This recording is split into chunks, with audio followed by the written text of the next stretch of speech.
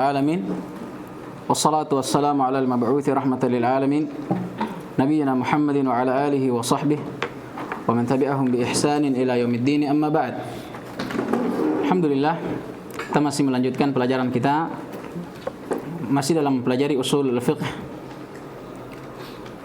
dan sekarang kita sudah beranjak ke kitab yang kedua, Syarh al-Waraqat fi usul al-fiqh, karya Fadilatul Syekh Abdullah bin Salih Al-Fauzan hafizahullah ta'ala wa ra'ah. Baik. Ikra. Ini habis ya? Habis pembahasan ini. Ya, kalau bisa membaca ini persiapkan memang. Karena kalau bisa ini bacanya agak cepat. Tapi tetap dengan kaidah ya. Jangan disukun semua. Baik, bismillah.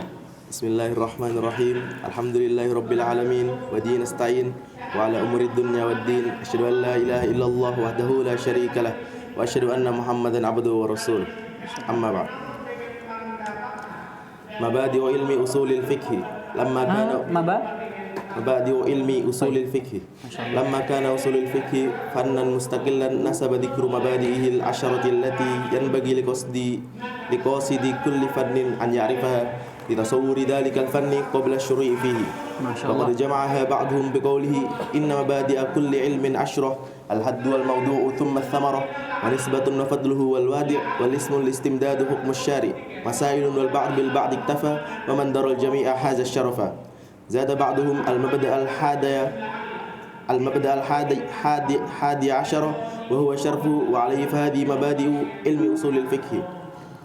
الأولى فحده علم يبحث في أدلة الفقه الإجمالية وكيفية الاستفادة منها وحال المستفيد، وسيأتي شرح هذا التعريف إن شاء الله. الثانية وموضوعه الأدلة الموصلة إلى معرفة الأدلة الموصلة. لا. وموضوعه dari kata apa ini kalau muwassilah dari mana itu? Dari kata wassala. La. Al-adillatul mawassilatu. La. Ini asalnya awsala. Yusilu, isal. Ini isim apa ini? Usul. La. Fa'il. Silah. Baik, lanjut. Al-adillatul musilatu ila ma'rifatil ahkami syar'iyyati wa aqsamiha wa ikhtilafi maratibiha wa kayfiyatil istidlali biha ma'a ma'rifati halil mustadil. Al-thalithatu wa thamaratuhu wa faidatuhu minha: alif al-qudratu ala istinbatil ahkami syar'iyyati ala ususin salimatin. Yaqulu Syekhul Islam Ibnu Taimiyah rahimahullahu ta'ala: Innal maqsuda min usulil fiqhi an yufqaha muradullahi wa rasulihi bil kitabi was sunnati.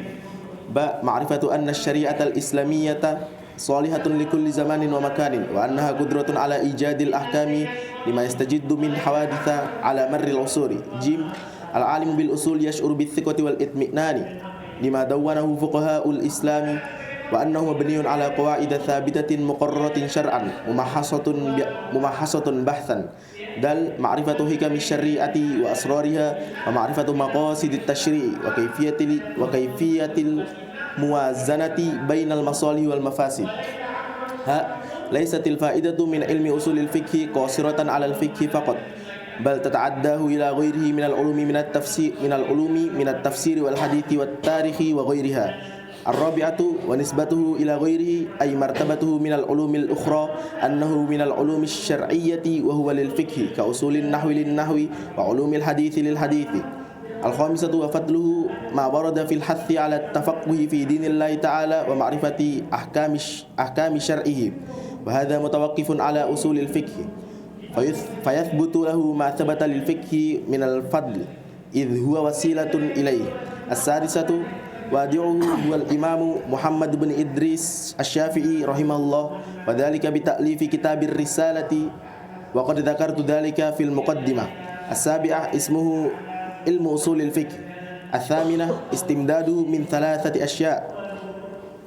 ألف علم التوحيد وذلك لتوقف الأحكام الشرعية على معرفة الله تعالى وصدق رسوله صلى الله عليه وسلم فيما جاء من الأحكام لأنه المبلغ عن الله تعالى.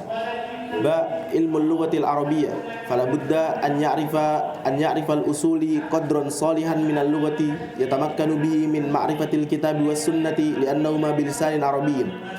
جيم الأحكام الشرعية فلا بد أن يعرف قدرا صالحا من الفقه يتمكن به من إيضاح المسائل وضرب الأمثلة. التاسعة حكمه فرض كفاية وذكر بعض العلماء أنه فرض عين على من أراد الاجتهاد والحكم والفتوى. العاشرة مسائله مباحثه التي يلتزمها المجتهد ويستفيد منها ويستنبط الأحكام الشرعية على ضوئها. الحادية عشرة شرفه هو علم شريف لشرف في موضوعه وهو العلم بأحكام الله تعالى المتضمنة للفوز بسعادة الدارين. طيب ما شاء الله جزاkumullah khair Allah yabarak fikum. Kata beliau mabadi'u ilmi usulul fiqh, pendahuluan ilmu usulul fiqh. Mabadi ini isim apa?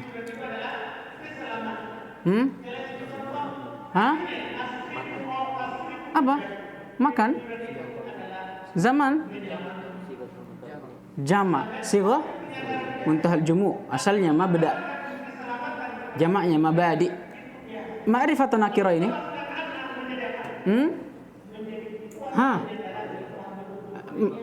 Ma'rifah dari sisi mana? Dari sisi dia disandarkan. Berapa i'rabnya ini? Dua, sebutkan. Khobar. Khobar sama mudhaf. Kalau khobar mana mubtada'nya? Mahdhuf, takdirnya? Hada, Masya Allah. Ada i'rab kedua. Ini khobar muqaddam. Mubtada muakhar di mahdhuf. Mabadi'u ilmi usulil fiqhi hada. Sama. Bahkan ada i'rab yang ketiga yang mengatakan maf'ulun bihi dari fi'il yang dihapus. Iqra mabadi'a ilmi usul fiqhi. Tapi itu yang masyhur itu yang pertama tadi disebutkan dengan yang kedua. Ini faedah saja. Kata beliau lamma kana usulul fiqhi fannan mustaqillan. Tatkala ilmu usulul fiqh sudah menjadi cabang ilmu tersendiri, nasaba dzikru mabadi'ihil asyarati allati yanbaghi liqasidi kulli fannin ay ya'rifaha, maka cocok untuk disebutkan pendahuluan ilmu yang 10 yang memang sepantasnya untuk seorang yang qasid yang memaksudkan memaksudkan dirinya untuk menuntut ilmu apapun itu untuk mengetahuinya. Supaya apa? Kata beliau litasawwiri dzalikal fanni qabla asy-syuru'i fi. Supaya dengan mengenal pendahuluan yang 10 ini dia bisa tasawwur, menggambarkan dzalikal fan, cabang ilmu yang akan dia pelajari qabla asy-syuru'i fi, sebelum dia memulainya. Karena ada kaidah yang selalu kita sebutkan, al-hukmu ala syai' far'un an tasawwuri. Menghukumi sesuatu itu terhasilkan setelah kita apa? Tasawwur, menggambarkannya, mengenalkannya atau mengenalinya, afwan. Maka sebelum kita masuk ke dalam ilmu usul fikih, kita perlu mengenal apa saja yang wajib kita kenal dari ilmu usul fikih. Dan kata beliau ada 10. Wa qad jama'aha ba'dhum biqaulih. Dan sebagian ulama sudah menggabungkan ke-10 ini dengan ucapannya yang berbentuk bait syair. Dan wallahu taala alam, yang dinukil bait syair ini itu dinukil dari Muhammad ibn Ali As-Sabban Al-Misri, salah seorang ulama bahasa dari kalangan mutaakhirin atau muasirin zaman belakang ini, abad 13 Hijriah, tahun 1300-an. Seorang ulama Mesir, ahli dalam ilmu bahasa. Banyak dari karangan-karangan yang digunakan. Ya, ini Muhammad bin Ali As-Sabban Al-Misri rahimahullah. Kata beliau, inna mabadi kulli fannin asyarah. Ketahuilah bahwa setiap ilmu itu memiliki 10 pendahuluan. Al-hadd wal mawdu'u thumma thamarah. Beliau sebutkan, yang pertama al-hadd. Al-hadd ay at-ta'rif, pengertiannya. Wal mawdu' pembahasannya. Thumma thamarah, apa buahnya. Wa nisbatun wa fadluhu wal wadi'u. Kemudian dalam bait yang kedua kata beliau, yang keempat nisbahnya. Disandarkan kepada siapa ilmu ini? Maksudnya termasuk dari ilmu apakah ini? Kemudian fadlu, keutamaannya. Wal wadi', siapa yang meletakkannya pertama kali? Wal ismul istimdadu hukmu syari'. Kemudian yang ketujuh ism, namanya. Istimdad, sumbernya. Hukmu syari', apa hukum syariat mempelajarinya. Yang terakhir masailun, apa masalah yang akan kita bahas di dalamnya. Kemudian faidah kata beliau, wal ba'du bil ba'd iktafa. Sebagian dari 10 ini itu mencukupi sebagian lainnya. Maksudnya, makanya sebagian ulama itu tidak menyebutkan seluruhnya. Ada menyebutkan hanya 7, ada hanya 5, ya, ada mungkin hanya 2. Karena memang dengan menyebutkan sebagian dari 10 ini itu sudah mencukupi sebagian yang lainnya. Hanya saja kata beliau, mandarul jami'a wa mandarul jami'a hazas syarafa. Barang siapa yang mengetahui seluruhnya, maka dia akan haza. Haza itu melingkup, mencakup asyarafa, segala bentuk keutamaan atau kemuliaan. Faidah kata beliau, zada ba'duhum, sebagian ulama ada yang menambah dari 10 ini. Al-mabda al-hadiya asyar, menambahkan pembuka atau apalagi namanya pendahuluan yang ke-11. Wa huwa syarafuh. Apa itu? Syarafuh, kemuliaannya. Wa alaihi fahadhihi mabadi'u ilmi usulil fiqh. Kemudian beliau jelaskan, ya. Demikian yang beliau akan jelaskan pendahuluan usul fikih. Maksudnya beliau akan mentafsilnya, merincinya dan menjelaskannya. Kata beliau, al-awwal hadduh. Apa tadi hadduhu? Ta'rifuhu, pengertiannya. Ilmu usul fikih, kata beliau, ilmun yabhathu fi adillatil fiqhil ijmaliyah. Ilmu yang mempelajari tentang dalil-dalil fikih yang global. Maksudnya berarti bukan dalil fikih yang tafsiliyah. Karena ilmu yang mempelajari tentang dalil fikih secara terperinci itu ilmu fikih namanya. Akan berlalu, akan datang pembahasannya. Seperti misalnya, apa dalil wajibnya sholat? Langsung dibawakan dalil yang rinci. Maksudnya yang memang membahas secara spesifik. Khusus membahas tentang apa yang diinginkan. Kewajiban sholat. Firman Allah Subhanahu wa taala, wa aqimu as-shalah. Langsung. Dalilnya tafsiliyah. Dalilnya itu rinci, khusus membahas tentang kewajiban sholat. Tapi kalau usul fikih enggak, dia dalilnya umum. Ya, seperti apa? Kata para ulama, al-qaidah al-ammah. Kaidah-kaidah umum. Seperti al-aslu fil amri yufidul wujub. Asal dari perintah menunjukkan wajib. Wal aslu fil nahi yufidu at-tahrim. Asal dari larangan memberikan faedah pengharaman. Wal aslu apalagi namanya, wa wasihatu yaqtadi. Baik. Nah, itu saja ya, ada 2. Nah, itu diantara contohnya. Nah, jadi kalau ada orang bertanya, apa dalil kewajiban salat? Kalau ahlu fikih dia jawab apa? Wa aqimu as-shalah. Firman Allah Subhanahu wa taala. Adapun ahli usul yang dia bahas itu dalilnya, dari sisi mana pengajibannya. Datanglah ahli usul dia bilang, itu pengajibannya dari sisi perintahnya, wa aqimu. Dan kaidah usul, al-aslu fil amri yufidu al-wujub. Asal dari perintah menunjukkan kewajiban. Makanya wajib sholat. Paham ini? Ini ilmu usulul fikih. Kemudian kata beliau, wa kaifiyatil istifadati minha, bukan hanya mempelajari tentang dalil-dalil fikih yang global tersebut, tapi kita juga akan mempelajari kaifiyat, bagaimana cara al-istifadah, memetik hukum minha, darinya. Kembali ke mana minha? Adillatul fiqhil ijmaliyah. Ternyata bukan hanya itu, masih ada lagi ilmu wahalil mustafid. Kita juga akan mempelajari hal, keadaan, bagaimana seseorang bisa dikatakan seorang mustafid. Kapan seorang bisa mengambil hukum dan dianggap hukum yang dia ambil dari dalil itu bisa diamalkan. Kapan? Siapa orangnya? Karena tidak semua. Sudah lewat ya dalam bab atau dalam risalah usul min usul, bab apa? Bab tentang mufti, mustafti, bab tentang ijtihad. Ya, di situ dibahas. Di situ kita tahu, oh ternyata tidak semua orang bisa berijtihad, beristinbat, beristifadah dari dalil. Tidak, ada syarat-syaratnya. Paham ini? Ini yang akan dipelajari dalam ilmu usulul fiqh. Wa sayati syarhu hadha ta'rifi insyaallah, dan akan datang pemaparan, penjelasan tentang definisi ini dengan lebih luas insyaallah. Yang kedua, maudhu'uh, pembahasannya. Apa yang akan kita bahas di dalamnya? Al-adillatul musilatu ila ma'rifatil ahkami syar'iyyati wa aqsamiha.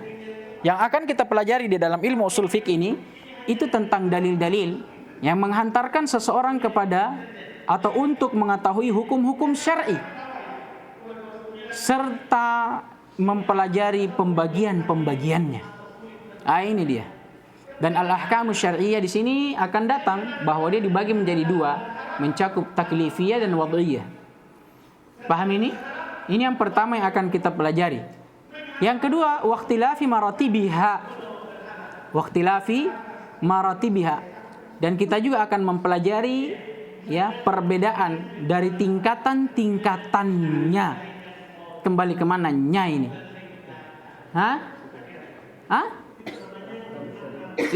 Al-adillah al-musilah. Ini yang disinggung dalam bab terakhir dalam usul min usul tentang maratib al-adillah. Ini. Kalau terjadi ta'arud kemudian mau ditarjih, dilihat.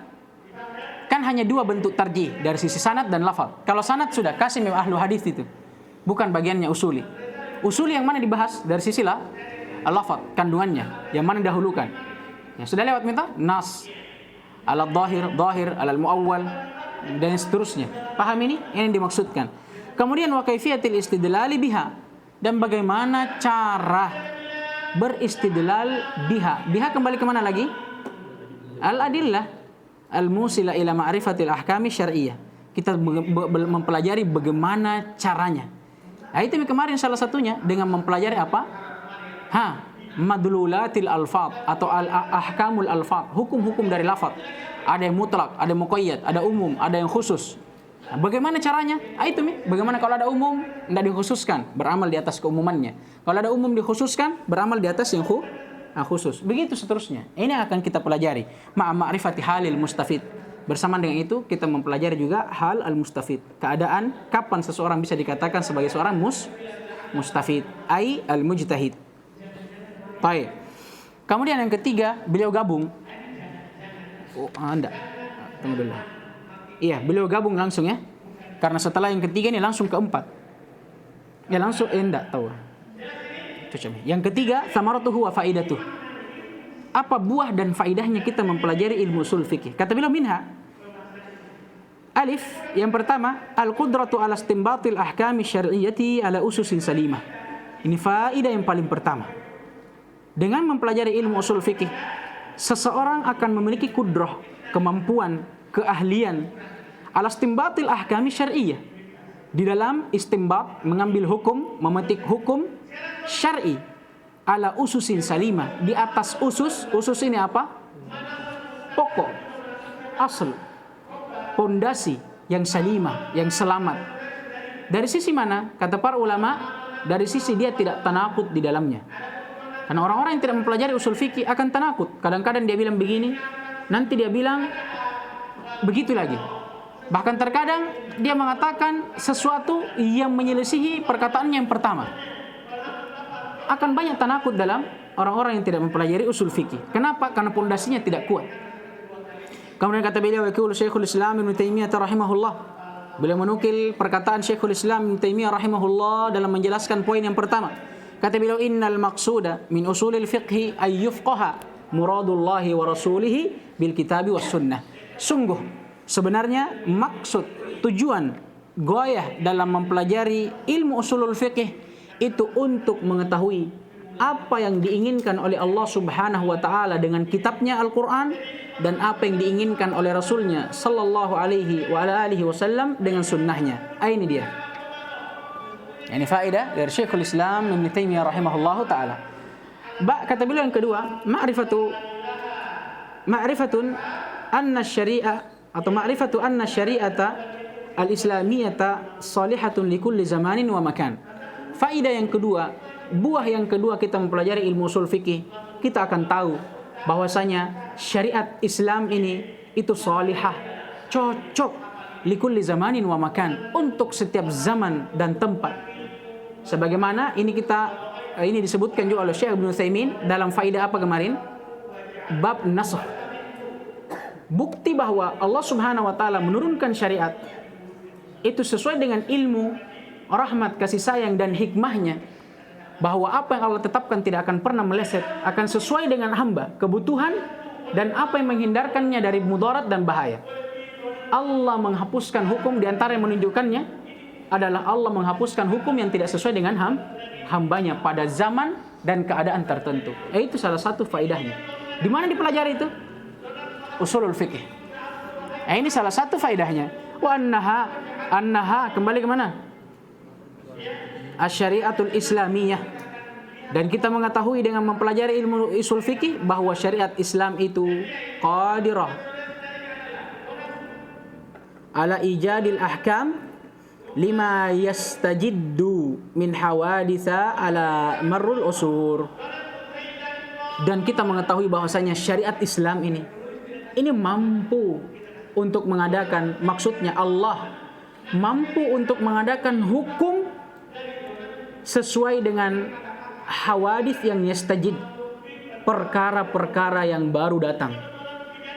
Nah, ini dinamakan oleh para ulama fikih namanya nawazil, perkara-perkara yang baru datang.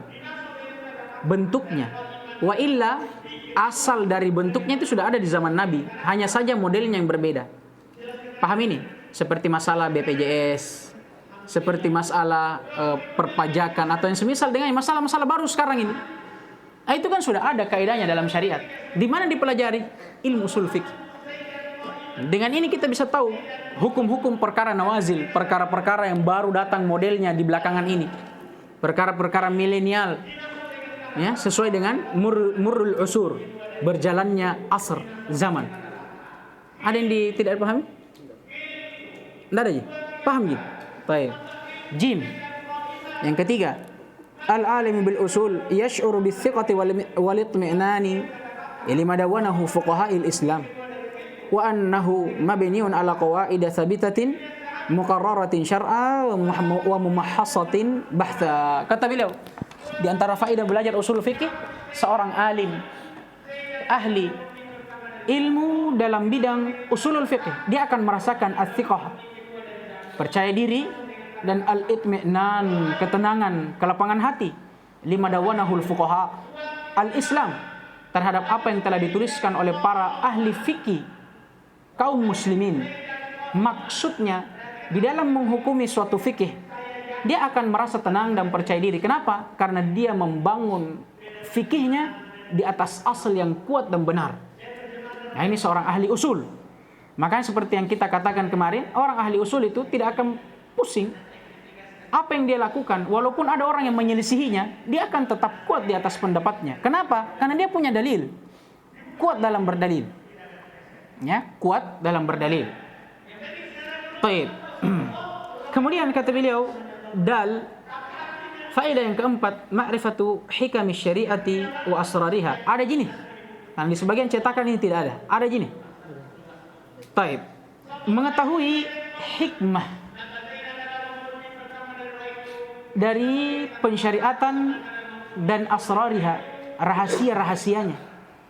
Wa ma'rifatu maqasid at-tasyri' atau maqasid, wa ma'rifatu maqasid at-tasyri'. Dengan mempelajari ilmu fikih juga kita akan memahami apa maksud dari pensyariatan, wa kaifiyati al-muwazanati bainal masalih wal mafasid. Dan dengan mempelajari ilmu usul fikih, kita akan tahu bagaimana caranya menimbang, muwazanah, menimbang antara maslahat dan mafsadah. Ini dipelajari semua dalam ilmu usul fikih. Dan yang terakhir dari faedah mempelajari ilmu usul fikih, laisatil faidatu min ilmi usulul fikih qasiratun atau qasiratan ala al-fikhi faqat. Ini faedah. Perlu kita ketahui bahwa keutamaan faedah buah dari mempelajari ilmu fikih atau ilmu usul fikih tidak terbatas untuk memahami ilmu fikih saja. Bal tata'addahu ila ghairi, bahkan dia melebihi itu. minal ulum minat tafsiri wal hadithi wat tarikh wa ghairiha. Ilmu usul fikih akan bermanfaat juga dalam memahami ilmu yang lainnya dari tafsir, ilmu hadits, tarikh, sejarah, wa ghairiha, dan yang selain darinya. Kemudian kata beliau, wa nisbatuhu ila ghairi, penyandarannya terhadap ilmu yang lainnya. Apa maksudnya nisbah? Martabatuhu minal ulumil ukhra, bagaimana kedudukan ilmu usul fikih ini kalau disandingkan dengan ilmu-ilmu yang lainnya. Kata beliau, annahu minal ulumis syar'iyyah, ternyata ilmu usul fikih ini juga termasuk dari ilmu-ilmu syar'i, ya. Wa huwa lil fiqhi ka usulin nahwi lin nahwi, kedudukannya pada ilmu fikih itu seperti ilmu nahwu atau ilmu usulun nahwu terhadap nahwu. Ada ilmu usulun nahwu, ya, pokok-pokok ilmu nahwu terhadap ilmu nahwu. Begitu pula usul terhadap ilmu fikih. Kata beliau, wa ulumul hadits lil hadits, sama seperti ilmu ulumul hadits, maksudnya apa? Ilmu mustalah, ilmu rijal. Nah, kedudukannya itu sama terhadap ilmu hadits. Sebagaimana kedudukan ilmu mustalah terhadap ilmu hadits, begitu pula kedudukan ilmu usul fikih terhadap ilmu ilmu fikih. Baik, kemudian kata beliau fadlu, ya, keutamaannya. Ya, keutamaannya. Apa sih kelebihan ilmu ini dibandingkan ilmu-ilmu yang lain? Atau apa keutamaannya yang telah datang dari syariat? Kata beliau, ma warada fil hathi ala tafaqquhi fi dinillahi ta'ala wa ma'rifati ahkami syar'ihi wa hadha mutawaqqafun ala usulil fiqhi. Kata beliau, keutamaannya, apa saja yang datang berupa dorongan untuk tafaqquh, memahami agama Allah dan mengenali hukum-hukum syariatnya, maka masuk di dalamnya ilmu usulul fiqh ini. Kenapa? Kata beliau, wa hadza mutawaqqafun ala usulil fiqh, karena itu semua itu tergantung. Mutawaqqaf itu banyak artinya, bisa berhenti, bisa tercukupkan, bisa tergantung. Tergantung dari apa? Ilmu usulul fiqh. Jadi ilmu usul fiqh yang mencakup ini semua. Fayathbutu lahu ma thabata lil fiqh minal fadl, maka apa yang datang berupa keutamaan terhadap mempelajari ilmu fikih, dia juga tetap untuk ilmu usulul fikih. Maka sebagaimana seorang yang mempelajari fikih, tafaqquh terhadap agama Allah, itu diberikan ganjaran dan pahala, maka begitu pula ilmu usulul fikih. Kenapa? Karena tafaqquh bidinillah, mempelajari fikih dan hukum-hukum syar'i yang diturunkan oleh Allah, itu tergantung dari ilmu usul fikih. Tidak bisa kita pahami ilmu fikih kecuali kita punya usulul fikih. Makanya usul fikih menjadi wasilah kepada ilmu fikih. Dan kaidahnya apa? Al-wasilatu laha ahkamul maqasid. Nah, sama seperti dalil Nabi sallallahu alaihi wasallam, mayuridillahu bihi khairan yufaqihu fiddin. Barang siapa dari hamba-hamba Allah yang Allah inginkan untuknya kebaikan, tandanya yufaqihu fiddin, Allah akan memahamkan perkara agamanya menggunakan kata fikih. Nah, memahami agama ini khususnya untuk tafaqquh, memahami fikihnya dan hukum-hukum syar'i yang Allah turunkan di dalamnya, itu harus dengan menggunakan ilmu usul fikih. Nah, makanya dia adalah wasilah kepada fikih, dan wasilah itu mengambil hukum maksudnya. Kalau maksudnya mulia, wasilahnya mulia. Kemudian kata beliau, wadi'uhu, siapa orang pertama yang meletakkan ilmu ini? Huwal imamu Muhammad ibn Idrisa. Kenapa saya baca fathah? Namun apa ilahnya? Al-alamiyah ma'al ujmah. Ya, alamiyah ma'al ujmah. Karena ini kan memang termasuk dari nama-nama nabi dan rasul. Tapi hanya saja yang orang Arab dari kalangan para nabi dan rasul hanya berapa? 4 yang disepakati dan ditambah 2 yang diperselisihkan. Siapa ini? Disingkatin, ada singkatannya. syamlahu. Siapa ini? Saleh, Nuhun. Syamlahu. Syuaib. Kama shinna. Mim. Muhammad. Lam. Lot. Ha. Siapa yang diperselisihkan? Hud dan Lut. Selain daripada ini pasti orang Arab. Yang diperselisihkan kearabannya itu yang dua tadi. Selain daripada ini semuanya orang ajam. Termasuk ini Idris. Jadi Muhammad bin Idris Asy-Syafi'i. Asy-Syafi'i dibaca apa ini Asy-Syafi'i? Iyu, iya, iyi. Ha. Syafi'iyu. Apa kedudukannya? Badal dari Al-Imam. Baik. Masya Allah. Badal dari imam. Irab seperti ini. Misalnya Muhammad ibn Idris. Ibn Idris ini punya banyak irab. Disebutkan 3 oleh para ulama. Yang kita tahu hanya apa? Badal. Atau paling tidak ataf bayan. Ini kan? Nah, ditambah lagi 1, dia bisa menjadi sifat. Muhammad apa sifatnya? Ibn Idris. Dia anaknya Idris. Itu disebutkan oleh para ulama. Taib. Kemudian kata beliau rahimahullahu taala, wa dzalika bi ta'lifi kitabir risalati wa qad dzakartu dzalika fil muqaddimah. Yang demikian itu diketahui dengan adanya karangan beliau yaitu kitab Ar-Risalah dan telah beliau sebutkan pada muqaddimah. Kata beliau huwal Imam Muhammad bin Idris Asy-Syafi'i, kata para ulama hadza huwal mu'tamad. Hadza huwal mu'tamad bal nuqila alaihi al-ijma'. Ini yang mu'tamad. Ya. Yang diterima bahkan telah dinukil ijma', kesepakatan di atasnya. Ya, dinukil kesepakatan di atasnya.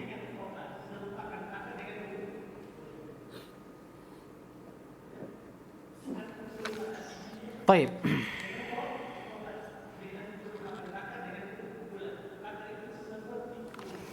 Kenapa? Karena orang-orang Hanafiyah, sebagian orang-orang Hanafiyah, pengikut Imam Abu Hanifah, mereka mengatakan orang yang paling pertama meletakkan ilmu usul fikih adalah Imam Abu Hanifah sendiri. Ini sebagiannya. Dan sebagian dari Hanafiyah yang lainnya mengatakan bukan Imam Abu Hanifah, melainkan murid seniornya Abu Yusuf. Bahkan orang-orang Syiah Al-Imamiyah, dia mengaku-ngaku juga bahwa orang yang paling pertama menuliskan ilmu usul fikih adalah imamnya mereka. Siapa itu? Jadi namanya itu Muhammad Al-Baqir Ibn Ali Zain Al-Abidin. Ini katanya. Kemudian diteruskan jasanya itu oleh anaknya Abu Abdullah Ja'far As-Sadiq. Tapi kata para ulama tidak ada dalilnya semua ini. Tidak untuk orang Syiah, tidak juga pada orang-orang Hanafiyah. Yang benarnya yang menulis pertama kali dan menjadikan ilmu usul fikih menjadi fannan mustaqillan, cabang ilmu tersendiri adalah Imam Muhammad bin Idris Asy-Syafi'i.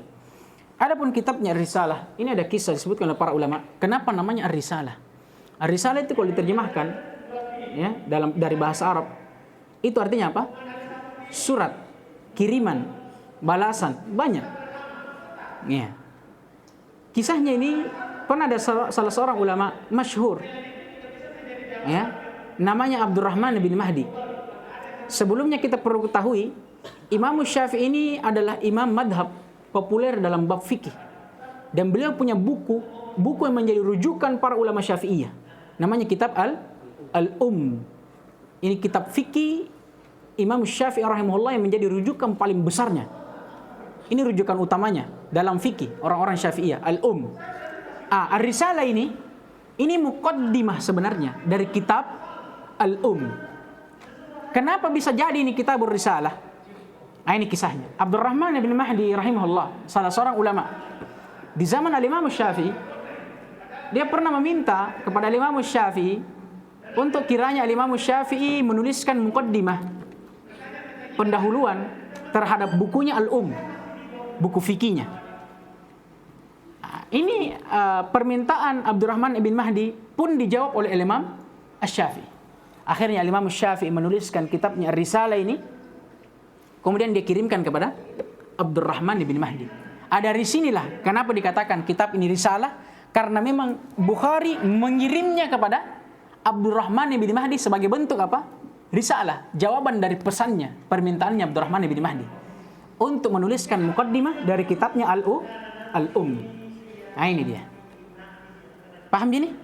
Nah, ini faedah saja. Kenapa dikatakan kitab Ar-Risalah? Kemudian yang ketujuh ismu, namanya masyhur, ilmu usulul fiqh. Ya. Walaupun memang di zaman dahulu ilmu ini juga dinamakan dengan ilmu ad-dirayah. Ilmu ad-dirayah. Wa yusamma aidan bi ilmi ad-dirayah. Tapi yang paling masyhurnya dia dinamakan dengan ilmu usul al-fiqh. Kemudian kata beliau, istimdaduh sumbernya min thalathati asya, dari 3 hal. Alif, yang pertama ilmu tauhid. Dia bersumber dari ilmu tauhid. Agak bingung memang, tapi kita jelaskan kenapa bisa begitu. Kata beliau, وذلك لتوقفه أو لتوقف الأحكام الشرعية على معرفة الله تعالى وصدق رسوله صلى الله عليه وسلم فيما جاء به من الأحكام لأنه المبلغ عن الله. Sebelum kita masuk, kita jelaskan dulu. Ilmu usul fikih tadi, kata muallif dan kata pensyarah, ilmu mempelajari tentang apa? Dalil-dalil syar'i ijmaliyah, dan memetik hukum syar'i dari dalil. Sedangkan hukum syar'i yang akan kita petik dari dalil itu datangnya dari mana? Allah dan Rasulnya. Makanya dikatakan ilmu usul fikih bersumber dari Allah dan Rasulnya. Maksudnya dari mana? Al-Quran dan Sunnah. Beliau jelaskan lebih dalam. Kenapa dikatakan dia bersumber dari ilmu tauhid?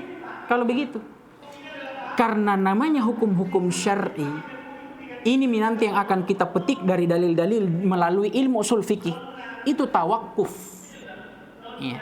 Itu berhenti ala ma'rifatillahi ta'ala wa sidqi rasulih. Maksudnya dicukupkan dengan apa? Mengenal Allah subhanahu wa ta'ala dan membenarkan apa yang dibawa oleh Rasulnya alaihi salatu wassalam minal ahkam, berupa hukum. Karena namanya Nabi SAW itu adalah muballigh, yang menyampaikan hukum dari Allah subhanahu wa ta'ala. Paham dimasuk-masuknya ini? Karena hukum syar'i yang kita akan pelajari dari ilmu usulul fikih, bagaimana cara memetik hukum syar'i dari dalil. Nah, hukum syar'i itu sendiri, karena dia datangnya dari Allah dan Rasulnya, tidak bisa kita tetapkan kecuali setelah kita beriman dulu terhadap apa yang diturunkan oleh Allah dan Rasulnya. Baru kita bisa apa? Mengambil hukum syar'i. Nah, sedangkan beriman pada Allah dan apa yang dibawa oleh Rasulnya, itu adalah ilmu apa? Tauhid. Makanya dikatakan ilmu usul fikih itu bersumber dari ilmu tauhid. Itu maksudnya. Bagaimana kita mau mengambil hukum dari dalil? Sedangkan apa yang Allah turunkan berupa Quran, apa yang Allah turunkan berupa hadis, kita dustakan. Bagaimana caranya? Tidak mungkin. Jadi hal yang paling pertama kita imani dulu, yakini dulu bahwa apa yang Allah turunkan berupa Al-Quran, apa yang Nabi bawakan berupa wahyu dari Allah, berupa sunnah, kita terima dulu, baru kita bisa memetik hukum dari dalil. Paham ini? Assalamualaikum. Kurang minum kopi? Kenapa antum? Kenapa anda bicara? Paham enggak? Baik. Yang kedua, pokoknya saya hukumi antum ini seperti gadis. Kalau antum tidak bicara, saya lanjut. Bab yang kedua, ilmu lughatil arabiyyah. Ilmu usul ini juga bersandar atau istimdadnya sumbernya dari ilmu bahasa Arab. Kenapa? Fala budda ay ya'rifa al-usuli qadran salihan min al-lughati yatamakkanu bihi min ma'rifatil kitab was sunnah. Ini sebenarnya syahidnya. Jumlah yang kedua, yatamakkanu bihi min ma'rifatil kitab was sunnah. Kenapa orang harus belajar bahasa Arab? Kenapa harus belajar bahasa Arab baru kita belajar ilmu usulul fikih? Dan kenapa ilmu usul fikih dikatakan bersandar kepada ilmu bahasa Arab? Karena dengan bahasa Arab seseorang akan yatamakkan, kuat, kokoh pondasinya, kuat pijakan kakinya min ma'rifatil kitab was sunnah, untuk mengenal Alkitab dan As-Sunnah, Al-Quran dan Sunnah. Nah, sebagaimana yang telah berlalu, Al-Quran dan Sunnah adalah sumber dari ilmu usul fikih. Bagaimana kita memahami kalau kita tidak pahami bahasa yang Al-Quran dan Sunnah itu turun dengannya? Adapun Al-Quran, maka Allah yang sendiri mengatakan, Inna nahnu nazzalna La. La. Yang tentang lughatul Arabiyyah. Inna ja'alnahu Qur'anan Arabiyyan. Sungguh kami telah menjadikan Al-Qur'an itu dengan berbahasa Arab. Adapun sunnah, Allah yang telah memilih nabinya dari Arab. Makanya sunnahnya turun dalam bahasa Arab. Orang-orang Islam Nusantara sekarang dia bilang, kita ini Islam Nusantara. Lebih sempurna daripada Islam Arab. Islam itu tidak harus Arab. Bagaimana caranya? Nabimu turun di Arab. Kecuali kalau nabinya turun di kotanya mereka, di Jawa misalnya. Ya pasti kita belajar bahasa Jawa. Tapi karena Allah turunkan nabi dari Arab, wajib belajar bahasa Arab. Ya, bukan berarti Islam harus Nusantara. Bodoh sekali akalnya mereka itu. Ya? Baik. Nah ini yang kedua. Makanya kata beliau, labud tidak boleh tidak, berarti wajib. Harus ayya'rifal usuli, seorang usuli mengetahui, mempelajari, memahami qadran salihan minal lughah. Qadran salihan ay qadran kafian. Ya. Kadar secukupnya dari bahasa Arab yang dengannya bisa kokoh untuk mengenali, mempelajari kitab dan sunnah. Kenapa? Ini alasannya kata beliau. Li'annahuma bilisanin arabiyyin. Karena keduanya, apa itu? Alkitab dan sunnah itu turun dengan bahasa Arab. Makanya harus kita belajar bahasa Arab. Kemudian jim yang ketiga kata beliau al-ahkamu syar'iyyah. Sumber dari ilmu usul fikih itu hukum-hukum syar'i itu sendiri. Fala budda ay ya'rifa qadran salihan min al-fiqhi yatamakkanu bihi min idahil masail wa darbil amthilah. Seorang itu harus mempelajari walaupun dengan kadar yang cukup dari ilmu fikih dasar misalnya. Walaupun kita tidak tahu perselisihan yang ada di dalamnya, tapi fikih dasar. Untuk apa? Supaya kita bisa lebih memperjelas masalah yang akan kita petik dari dalil dan sebagai bentuk darbal amthilah, percontohan terhadap ilmu usul fikih yang akan kita pelajari.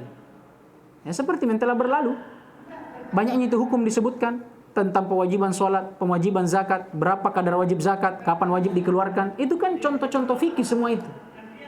Nah, itu salah satu sumber dari ilmu usul fikih. Kemudian yang kesembilan, hukmuh.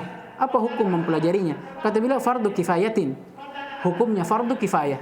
Apa itu fardu kifayah? Apa dhabitnya? Idza qama bihi man yakfi atau idza qama bihi al-ba'du saqatal ismu anil baqin atau anil akharin. Kalau sudah ada sebahagian manusia atau jumlah yang mencukupi yang telah melakukan hal tersebut, apapun yang dihukumi sebagai fardu kifayah, maka dosa untuk yang lain yang tidak melakukannya gugur.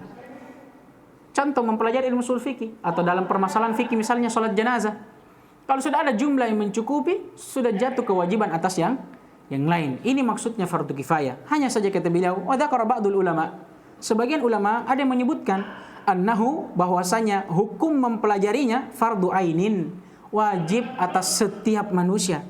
Alaman aradal ijtihada wal hukma wal fatwa, tapi dengan syarat dia wajib aini kalau memang orang yang ingin mempelajarinya dia mau berijtihad. Dia mau berhukum, maksudnya menghukumi sesuatu perkara, amalan atau ibadah atau yang semisal dengannya, atau dia ingin menjadi seorang mufti yang berfatwa, wajib aini mempelajari ilmu usulul fiqhi. Kemudian kata beliau, masailuh, apa masalah yang akan kita pelajari di dalam ilmu usulul fiqh? Kata beliau, mabahithuhu allati yaltazimuha al-mujtahid wa yastafidu minha wa yastanbitul ahkam asy-syar'iyyata ala dawiha. Ya, masalah-masalah atau pembahasan-pembahasan yang memang harus diketahui oleh seorang mujtahid. Apa itu? Seperti hukum-hukum fikih, ibadah dan muamalah yang seorang mujtahid itu bisa yastafidu minha, mengambil faedah darinya, wa yastanbitul ahkam asy-syar'iyyata ala dawiha, dan mengambil, memetik hukum-hukum syar'i di atas cahayanya, maksudnya sesuai dengan tuntunannya. Yang ke-11 syarafuhu, kemuliaannya, huwa ilmun syarifun li syarafi mawdu'ih, dia termasuk ilmu yang mulia karena mulianya apa yang dibahas di dalamnya. Kaidah yang diambil dari ucapan salah seorang ulama yang sudah sering kita ulangi, bahwa syaraful ilmi bisyarafi al-ma'lum. Keutamaan ilmu itu sesuai dengan keutamaan apa yang diketahui, dipelajari di dalamnya, diilmui di dalamnya. Paham ini? Karena ilmu usul fikih, kita mempelajari tentang hukum-hukum syariat, tentang ibadah, yang ibadah ini adalah pokok penciptaan manusia, sebagaimana firman Allah, "Wa ma khalaqtul jinna wal insa illa liya'budun." Karena itulah, karena mulianya kandungan pembahasan ilmu yang ingin kita ilmui dan pahami dalam ilmu usul fikih, maka ilmu usul fikih itu juga termasuk ilmu yang mulia, karena kandungannya yang mulia. Kemudian kata beliau, wa huwal ilmu bi ahkamillah ta'ala al-mutadamminati lil fawzi bi sa'adatid darain. Dan ilmu usul fikih ini adalah ilmu yang membahas tentang hukum-hukum Allah, yang hukum-hukum Allah ini tiada lain, dia mengandung al-fawz, kemerdekaan, kebebasan, ya, kemenangan, ya, dan kebahagiaan untuk ad-darain, dua dar. Apa yang diinginkan dengan dua dar ini? Dunia dan akhirat. Taib.